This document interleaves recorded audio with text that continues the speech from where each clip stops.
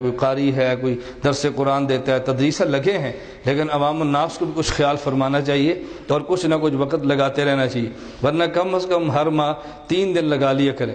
میں کراچی میں تھا تو ایک نوجوان مجھے ملا اور پوچھنے لگے تبلیغ جماعت والے ہر مہینے جو 3 دن کی بات کرتے ہیں ماہانہ سروزہ، یہ تو بالکل شریعت میں نہیں ہے، نہ قرآن میں ہے، نہ حدیث میں ہے، نہ اسلاف میں ہے، یہ بدعت نے ایجاد کی ہے۔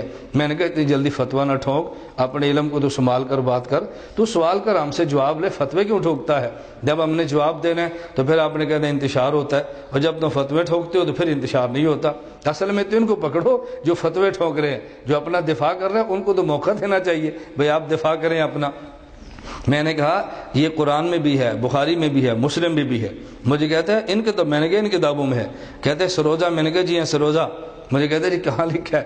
میں نے کہا رسول اللہ صلی اللہ علیہ وسلم عرش پہ گئے، 50 نمازیں ملی، رستے موسیٰ علیہ السلام ملے تو انہوں نے کہا حضور کم کروا لیں، یہ قوم نہیں پڑھے گی۔ حضور صلی اللہ علیہ وسلم 45 کروا لی، کہا کتنی ہے؟ کہا جی 45 کا 45 بھی نہیں پڑھیں گے۔ رسول اللہ صلی اللہ علیہ وسلم پھر گزارش کی تو 40 رہ گئی۔ یہ تو آپ نے حدیث سنی ہے نا، بالآخر 5 نمازیں رہ گئی تو حضرت رسول اللہ صلی اللہ علیہ وسلم پر وحی آئی، آپ کی امت 5 نمازیں پڑھے گی، اجر 50 کا ملے گا۔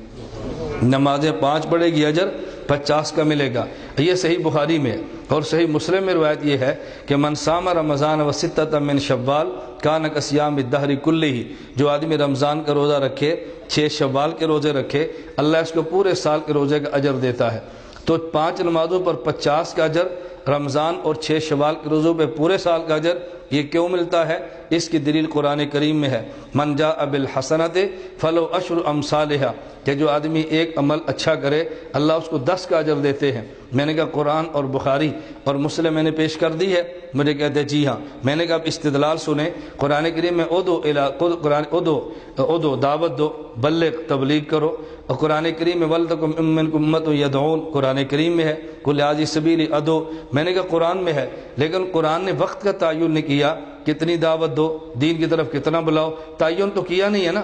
اب ہمارے اکابر نے مشورہ کیا، اس نے شادی بھی کرنی ہے، کاروبار بھی کرنا ہے، دکان پر بھی جانا ہے، دفتر بھی جانا ہے، زمین پر بھی جانا ہے، ہل چلانے ہیں، سارے کام کرنے ہیں، اور اس نے دین کی بات بھی کہنی ہے۔ ایسی ترتیب بناؤ کہ جس سے پوری زندگی دین پر دعوت دینے کا اس کو اجر ملے۔ تو اس کا طریقہ کیا ہے؟ ہم نے صحیح بخاری، صحیح مسلم اور قرآن کریم، ان 3 کتابوں کو دیکھا تو پتہ چلا کہ نیک ایک عمل کریں 10 کا اجر ملتا ہے۔ تو مشائخ نے کہا ہر مہینے میں اگر یہ 3 دن خدا کے راستے میں نکلے گا، 3 کو ضرب سے دو، 10 سے ضرب دو گے تو 30 بنیں گے، تو ماہانہ اگر 3 دن نکلتا رہے تو پوری زندگی خدا کے راستے میں نکلنے کا اس کو اجر مل جائے گا۔ کاروبار بھی کرتا رہے گا اور پوری زندگی دین پر چلنے کا اجر بھی ملتا رہے گا۔